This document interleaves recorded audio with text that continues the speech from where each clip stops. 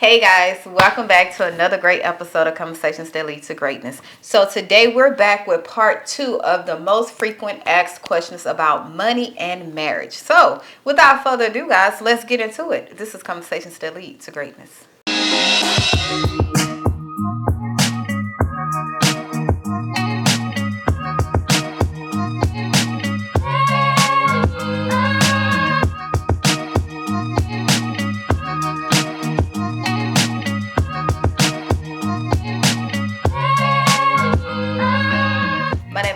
And I'm Lester Smith. And welcome to our coaching podcast where we educate, motivate, and inspire you to break free of your limiting mindsets in marriage, faith, and finance that hinders your ability toward the life you desire.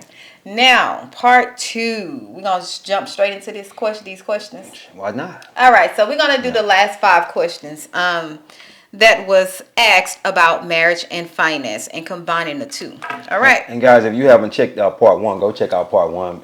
You're going to link it in the thing. Yes, it will be linked. Go check out part 1 because you won't understand part 2 unless you go check out part 1. But you can watch part 2. It's up to you. However you want to do it. Watch part 2 first and then go check out part 1. And it might be a question we already answered. Exactly. You know what I'm saying? Exactly, yeah. So, let's do the YouTube stuff. Before we get into these questions, go ahead, subscribe. If you have not joined a family of like-minded individuals that is tapping into their greatness in marriage, faith, and finance, what are you waiting for? Mm-hmm. Tap that button. All right.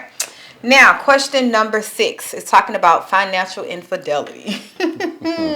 So the question is secret spending, hidden credit cards, or undisclosed debt considered betrayal? No. This is a good one right here. It's really good because this is a good one. This run rapid. And I'm gonna tell you what I mean by that. I remember many times my wife going just buying stuff. Ooh, my God, you're not gonna take it. This way, sir. Yeah, just going and buying stuff. And what does that mean? And me finding out about it later. You know, I didn't find out about it. Secret spending. Yes, secret spending. Exactly. Going and buying stuff, and then I find out about it later. I used to hide it. Yeah. If you was at home, I'll leave it in the. If I get home and you home, I'll leave it in the garage and leave it in the car. That's infidelity. That's financial infidelity. Financial infidelity. You know what I'm saying? so you know, and the crazy part about it, I never really did that. Because I felt like it's my money. I made it. I'm gonna spend it. You know, but I ain't never been no big spender though. And she wasn't a big spender too either. But she a big spender at the thrift store though. You know what I'm saying? So she go down there and blow a bag at the thrift store. You can have whatever you like. I don't even look at the price. Give me that. Ballin'. I remember, man. It was our closet was full of clothes. The upstairs closet, both of the upstairs closets, because we got with two rooms up, 3 rooms upstairs. One is my office. I wasn't gonna allow her to put no clothes in that. I tried. in that closet, but in both of the other closets, that was before the kids came. Yeah. Once the kids came, she had to get all them clothes out of there. Oh, the attic. In the attic, all that. She had clothes everywhere. So I'm like, bro, you know what? And a lot of that stuff I would see it for the first time when she wear it. You know, so I'm like, where that come from? Is that new? Nah, I've been had this for a while. No, you ain't. So that is financial infidelity. What was the other ones? Hidden credit cards or undisclosed debt. Hidden credit cards. I had hidden credit cards. Yeah. I remember. Let me tell my own story. Yeah. Go ahead. I'll allow that. Go ahead. Okay, so listen. Yeah. I do remember. Yeah. So I remember when I first opened my salon, I got a business credit card, right? And I did not tell him because he would have said no. He would have told me no. And let me say this. The reason being because we wasn't doing credit cards at all. Yeah. Neither one of us had credit cards. But anyway, go ahead. So I did deal with hidden credit card. And I don't know how you found out or whatever. I don't know how it led up to that. Yeah. But I made it a point to be very cautious in how I spent it. It was just for my business products the things that I needed for my business to get started with the hair salon. Mm-hmm. So that's what I used, and then you upfront me the money. Mm-hmm. So I was able to pay that back, you know, once you but you didn't know that, right? So I would say a lot of times when we have hidden credit cards or secret spending for the woman, it's because we're not able to come to our spouse openly and discuss these things. Openly. Mm-hmm. Because y'all have already made your mind up and there's no changing it. So therefore it leads a person to be secretive, to hide certain things, especially when we know it's something we really need, when we know it's something that's going to help us in our financial situations. Yeah. Now, I'm not saying you being immature about it and you just have credit cards and you just blowing it on stupid stuff. But in this case, it was for my business. It was going to be money to make money. So that's yeah. And in that case, it was good as far as the credit card is concerned, because she ended up using the credit card to build out the salon. But and she didn't have the actual money to do that at that point in time. But if she would have came and talked to me, I had the money. So, I didn't know that. You know, it's like, that's why you need to talk to your husband. You know, you gotta create the atmosphere. You gotta create that. Remember, money. We weren't talking about money first. And I had the money, and I could have easily just paid that out. I think it cost her like $8,500 or something like that, wasn't it? To build the first one. To build out. What was that? What was that other one? The other one was like, that was more because I had. No, I'm talking about the other. Undisclosed debt. Undisclosed debt. Student loans. That would have that debt you put on the credit card would have been the undisclosed debt. No. Okay, yeah. Yeah, that was the only undisclosed debt that we had amongst each other. Yeah. That we didn't talk about. We didn't talk about. Because I didn't know about it because you did it behind my back. But anyway, So yes, that is financial infidelity. Yeah. That's why we always say on every episode when we talk about money, is about you need to have a conversation. You need to have the conversation, the money talk. You need to be able to come to each other and talk about your finances openly. Yeah. Right? Without feeling judged or without feeling criticized or attacked.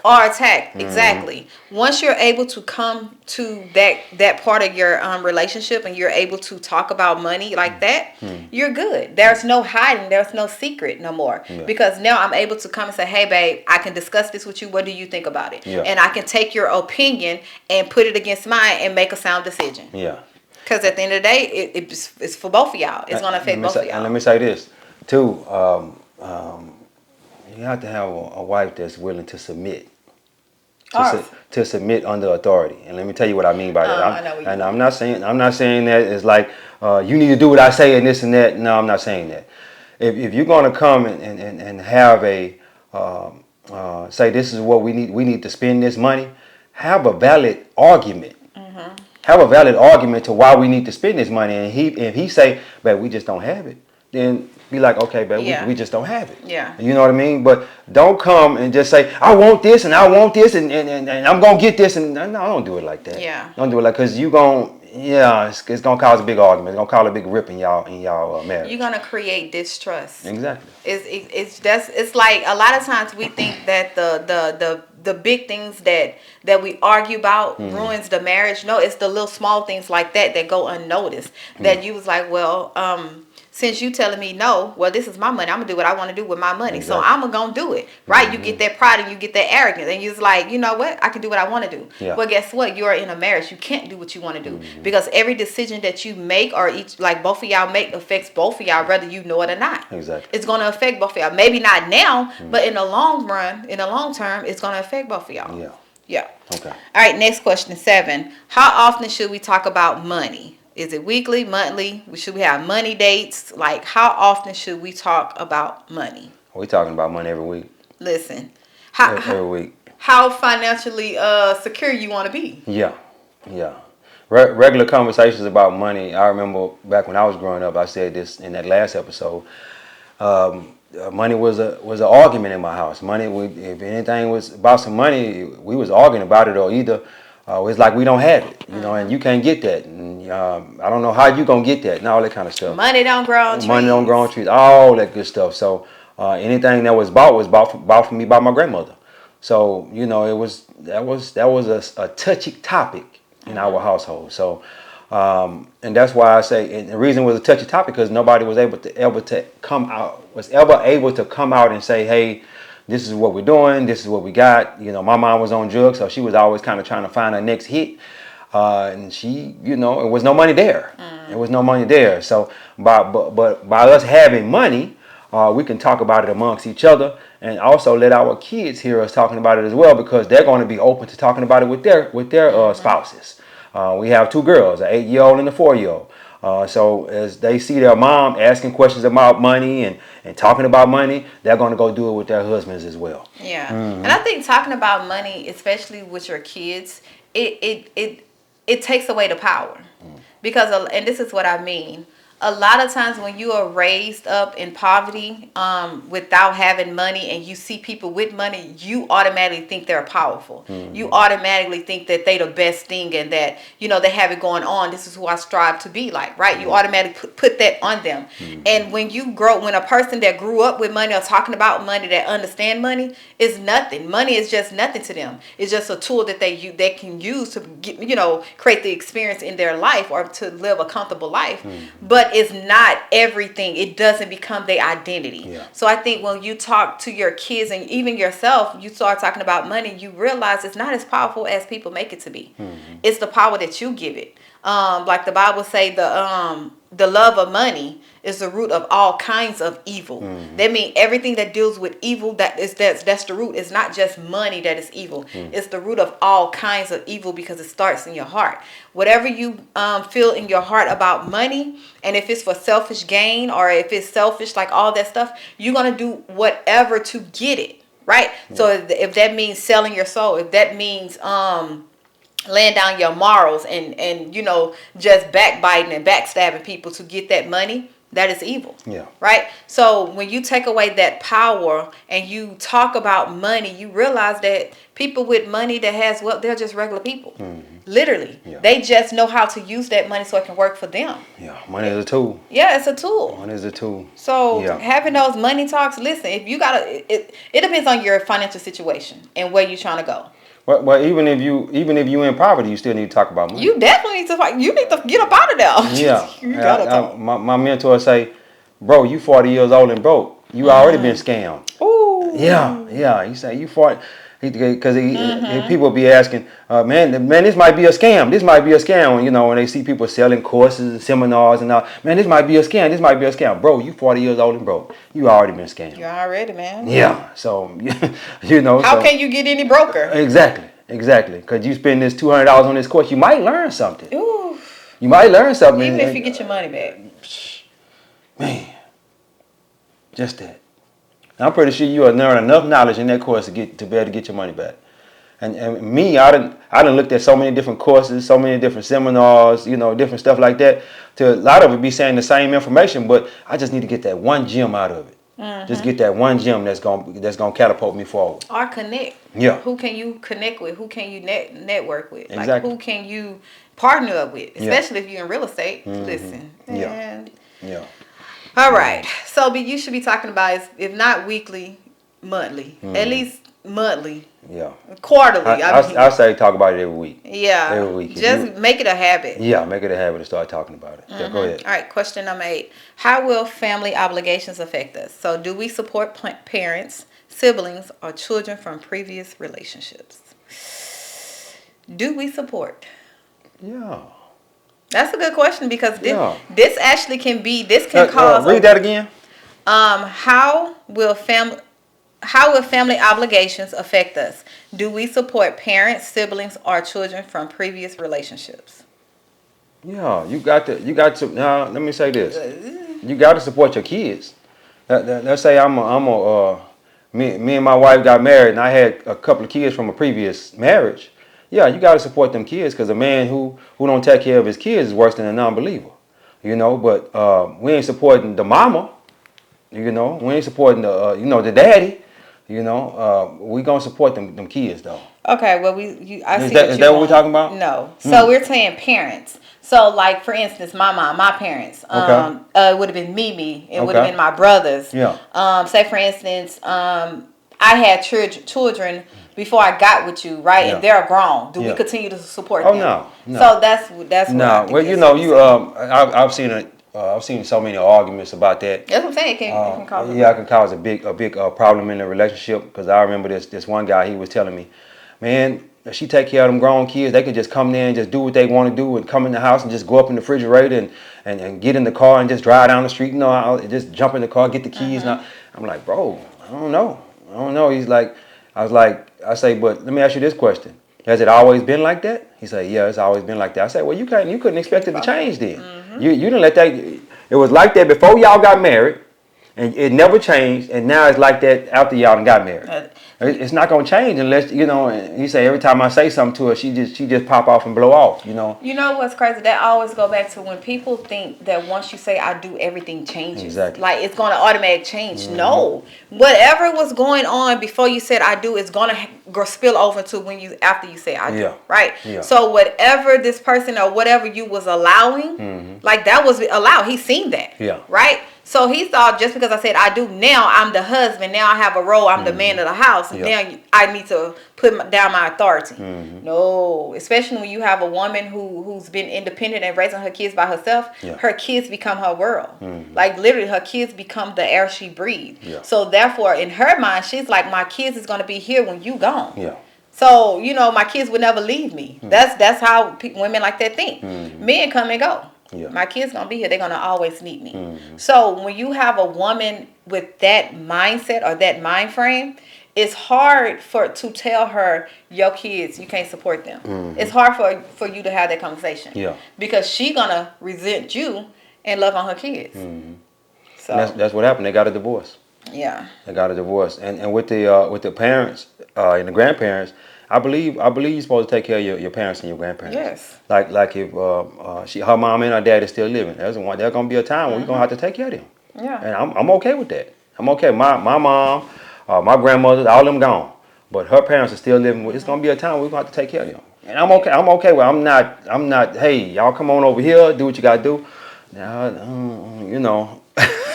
I know mama coming, but dad, what we gonna do with dad? 2 men in the house. Two men in there. I don't know. We gotta get him something like a little space by. What we gonna do with dad? A house by himself or something. We're gonna have to get that father-in-law suite. Now, mama, mama love her son-in-law. She love me to death. So mama, come on, mama. You gonna be trying to make her. She know you got somebody on your side. Well, let me say this. Let me tell you that what I know about my mother-in-law. She's not gonna come unless I say. Unless I say it. Unless I say it's okay, she's not gonna come. Now, I remember recently we had the storm, and I was like, Mama. My wife was mad at me. I was at the gym one day. And she called me and she's like, Mom over there, the lights was off and I think it probably was like June, July. And it was hot. And the electricity had been off for like 6 days or something like that. And she's like, I called my mom. My mama frustrated and this and that and this and that. And I said something jokingly like, man, leave mama alone. Mama just want to chill. She said, you always joking and laughing about stuff. I say, and when she got off the phone with me, I sensed that she was upset about it. So I said, let me call my mother-in-law. I called my mother-in-law. I said, hey, Mom, come on out to the house. Ain't no sense in you sitting up in the house. We got AC. We got the freezer work. Everything working over here. You need to come on out here. She didn't tell you about we got a generator. No. That's what she told you. But son-in-law done called down and you know what? My mom was over here. My mother-in-law was over here in 2 hours. And 2 hours from that phone call. 6 days of arguing with her back and forth every single day. Yeah, within 2 hours she was here. And she had some younger people staying with her. And them people was like, man, it's hot as hell in here, because them young people they ain't seen nothing like that. Mama, she didn't see that. They put a fan in the window and this and that, and be chilling, with them kids. They ain't no experience nothing like that. And I said, y'all come on over here, man. Ain't no sense in sitting over there. They was here within 2 hours. They was over here. I think when we talk about supporting, like parents and siblings, I think that is okay, but you have to set boundaries. Now, the siblings, I don't necessarily agree with that. Well, support can be if they need like help every day. Well, you're gonna buy them some food or something. I'm not talking about constant every week. Taking care of them. Taking care of them. Every week they need something. No, I'm not. No. Yeah, I don't. That's why I say you gotta have boundaries. It's gonna be the mom, the dad, and the kids. And the kids is grown. It's only so much you can do there. We gonna cut it off because you actually you enabling them at a certain point. You enabling them to to walk around in that mess. If you understand what I'm Entitled. saying. Yeah, it be an entitlement there. So you don't want to give them too much because they're going to be enabled. But anyway, go ahead. Yeah, so even with that, just know that that is okay, but you have to set boundaries. Yes. Y'all have to come together as a couple, as one, and set these boundaries. And it have to go for both sides. So you just can't go for the wife's side and not the husband's side, no matter if you like them or not. Yeah. Whatever boundaries you set, let that be the umbrella that in which that it falls under for both sides, right? So I think that we're okay as long as you define the boundaries. The next question. Are we saving for retirement, education? If so, how much and where? What percentage of income is appropriate to set aside? Are we saving for retirement and education? Education is for the kids, right? That's what they're talking about. I'm guessing so. Yeah. So, retirement. We gotta lead a job one day.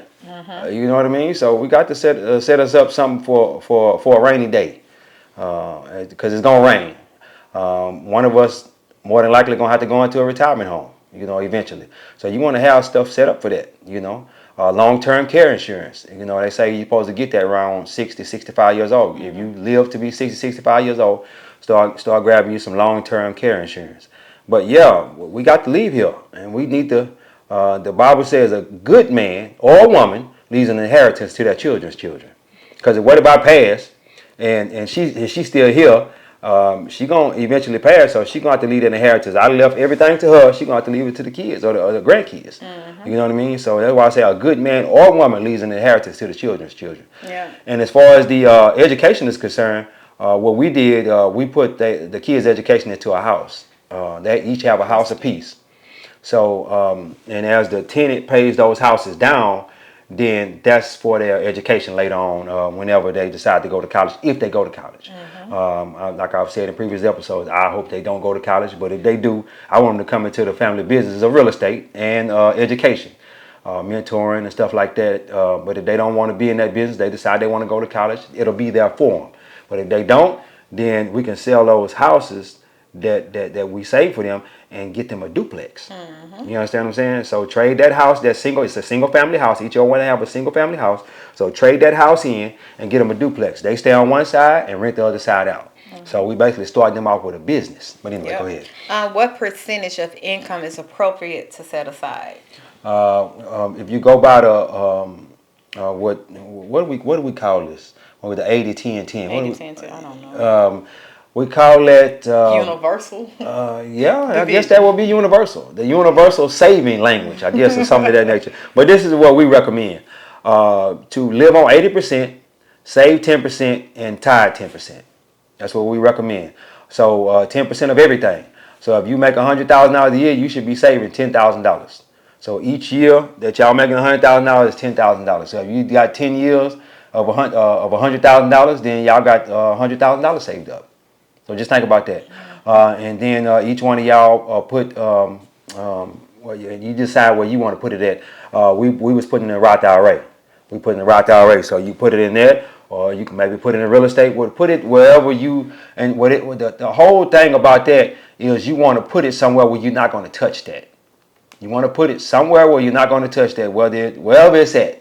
Whether it be in the Roth IRA, whether you're putting it in into real estate. I don't recommend putting it in a savings account because they're only paying 0.1% or something of that nature. But yeah, that's what I would say as far as savings is concerned. Yes. What you got on there? No, you was add something up over there.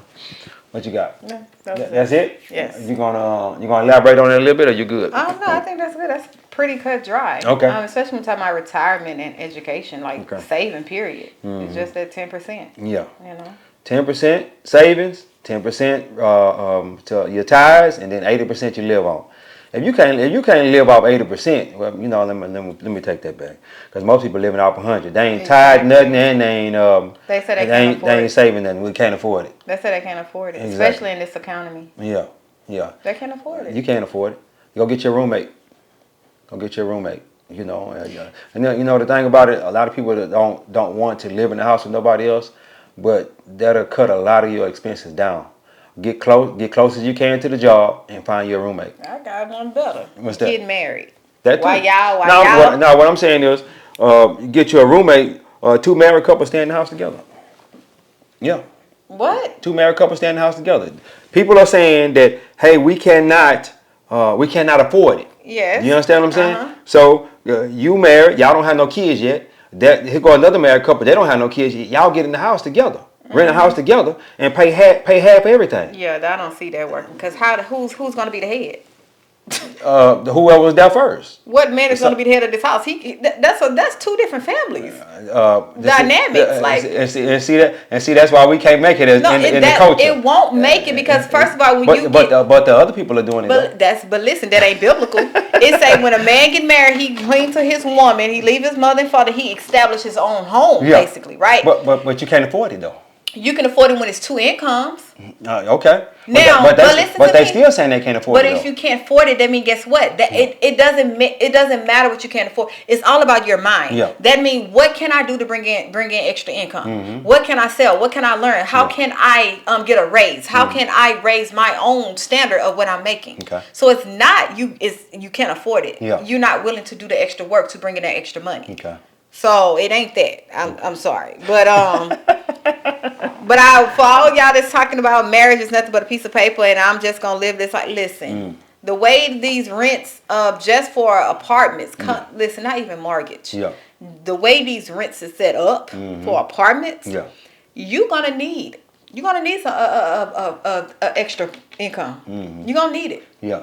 It's for a car note too. So you got mortgage, car note. I recently did the math on this. An average 1-bedroom in a nice neighborhood, cool upgrades. Probably you get you at 15 to 16. That's on the low end. 1860 on the high end. We'll say 1500. Okay, 1500. Right. Okay. The average car note now is $600. That's the average. That's the average. 15 plus 600. That's 2100. Okay. That's 2100 right there. Okay. That is a month. Okay. That's not counting utilities. Okay. That's not counting insurance. That's not counting miscellaneous stuff. We're gonna say another 1,000. Okay. Okay. We're at 3,100. You at 31 right now. Yeah. So 31 times 12. 31 times 12 times 12 equals. That ain't it. Is that it? 3,100 times 12. 37,200. That is the average America. That's borderline average that a person needs to be making. Now, granted, this is people that's fresh between 18 to 25. That's what they're gonna need to make. $40,000 a year. At least. Back in the day, it used to be you could make it but by 25, 30, like 28 or 30. Yeah. But now. Yeah. Because we don't want to. $40,000 is the poverty line though. That's listen. You get what I'm saying though. You're gonna need at least 50 or 60 to say something. To be somewhere decent. Yeah. To be comfortable and to not live paycheck to paycheck. Yeah. Like when you do the numbers like that, it brings perspective. Like, man, you're gonna need two incomes, and you just like working at Whataburger fast food and minimum wage. That ain't gonna cut it. You gotta stay home. Yeah. You literally gotta move back home on that kind of income. That's why we're gonna set our girls up. They're gonna be set up. It's just up to them to abide by the rules and listen to what we have to say. If they decide they just want to act a fool and they don't want to listen to what we got to say, then okay, you out there on your own. Go ahead on. But if you wanna listen to what we got to say, be in the family business or real estate, and this and that there, come on, let's do this together. And y'all can make a bunch of money just like we doing. We can all make money together as a family. It's just up to you. It's up to you, and it's up to you guys to learn this stuff that we're teaching, so you can set your kids up and your grandkids up for success. Yes. Okay. Okay. Last question. Yeah. How do we handle emergencies and unexpected changes? I thought you said you had no more questions. Job loss. This a bonus? This is the last one. It's okay. 10. Okay. Like job loss, medical issues, market crashes. What is our plan? The plan is to save 10% every time. That's your plan. For emergencies. Yeah. Save 10% of everything you make for emergency. That's what that emergency. You gonna need an emergency fund. So it's gonna be something that's gonna happen in there. Somebody fall down and break a leg or whatever. I don't know what it is for you. You're going to need that emergency fund at some point in time. So as you keep saving, and what we did, I remember at one point in time, we was living off about 50 or 60% of our income and saving everything else and throwing everything at the house, trying to pay the house off as quick as possible. And when you do stuff like that, God rewards you. He rewards you because he see the sacrifices that you're making, and he rewards you and starts sending you other money coming from other places, and you get to using that. And oh man, it's a beautiful thing. Yeah. It's a beautiful thing, you know. So, but when you living from paycheck to paycheck, Murphy always Hand over fist. Yeah, hand over fist. I thought it was foot to mouth or hand to mouth, something of that nature. Yeah, you need to stop trying to say these. Hand over fist. Robbing Peter to pay Paul. You know what I mean? So when you living like that, it's hard for you to get ahead. It is hard for you to get ahead, and emergencies always come up when you living like that. I know some people, this here didn't come up, that didn't come up all the time. Something that came up. You know, as they keep living like that, it's like, man, bro, you can't never get ahead. Leave it alone. You should have talked about that after the fact. You should have looked it up after the fact. But anyway, I thought I was right. You were wrong. You know me, I'm gonna let you know when you're wrong. But you know, it's just like, man, you can't continuously live like that for the rest of your life. One day you have to wake up. I was just having a conversation with a young man that keep calling me, man, I need to borrow a few dollars. Bro, I can't no longer loan you any more money. You're being a bad steward of what God is giving you, and I'm not gonna let you bad steward my money. I'm not gonna do it. I'm not gonna do it anymore. The Lord has spoken. Let the church. The Lord has spoken. He's told me not to loan you anything more because you're making too much money to be this broke. I remember Dave Ramsey used to say that all the time. You making too much money to be this broke. Especially somebody making $150,000, $200,000 a year. Single by themselves. Yeah. How are you One broke? income. Tell me how you broke. No mortgage. When there's people out here that's making $40,000 a year and they saving money, how are you broke and you making $150,000 a year? I know how. That is crazy to me. I remember that janitor when he had passed and he had like $7 million and he never made over $60,000 a year. How do you have $7 million? He said he just kept putting money into stocks. Just kept putting money in the market. He kept putting money in the market. Any extra money he got, he lived on literally 50% of his income, and everything else he threw it at the market. Put it all in the market. And when he passed, he left $7 million to the school and something else. I forget exactly what they said, but I was amazed by that story. I was amazed. He realized the power of money. Yeah. He realized that the money doesn't hold the power, but the power you give it. He said he just kept buying. Kept buying stocks. Tool. Just kept putting his money in the stock market. Yep. And it's a tool that you use to buy you freedom. Exactly. Literally. To create the experience that we craving. That's why it's crazy when they say broke people go broke trying to look rich. Yeah.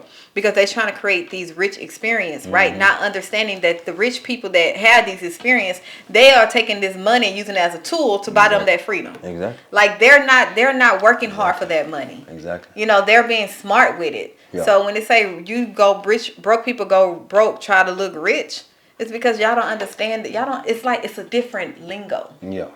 It's different. It's a different pack. They say you can't buy time, but you can buy somebody else's time. You do. Yeah, you can buy somebody else's time. Buy that time. Yeah, you can buy somebody else's time. Drop. I gotta put that down. You can buy somebody else's time. You know, I'd rather me go come cut the yard. I'm gonna buy his time. You know, I'm gonna give him that $35 to come cut the yard while I'm sitting in here sipping me some lemonade or whatever. I'm in here doing some work, watching him out there cut the yard. Hey, look, bro, I'm not gonna fight you for no yard work. I'm not gonna fight you for no yard work. I remember recently I changed my oil on my car because I didn't want to, because I had to set an appointment to have the oil changed. And it was at the last minute. And it was at the last minute. I'm like, man, I done rode around in this car for a week, and the oil light been going off. I said, man, what I'm gonna do? Because I know they gonna make me wait a couple of days before I can get the oil changed. I said, I'm gonna go ahead on out here and change the oil myself. And when I got out there and started changing the oil myself, I regretted it immediately. I'm like, God dang. You know what happened? I went to the store, bought the wrong oil, came home, and my wife hadn't already left. She hadn't already left, so I'm glad I had another vehicle where I can go back up to the store and get the right oil to put in the vehicle, man. I'm like, man. You didn't realize that until after you drained the oil? Yeah, I drained the oil out, and I got the wrong oil in the can. I'm reading the knob on the top of the thing. The knob say 0 something, and I looked at it. I'm like, damn, I got the wrong oil. So that literally, that oil change literally cost me an hour and a half.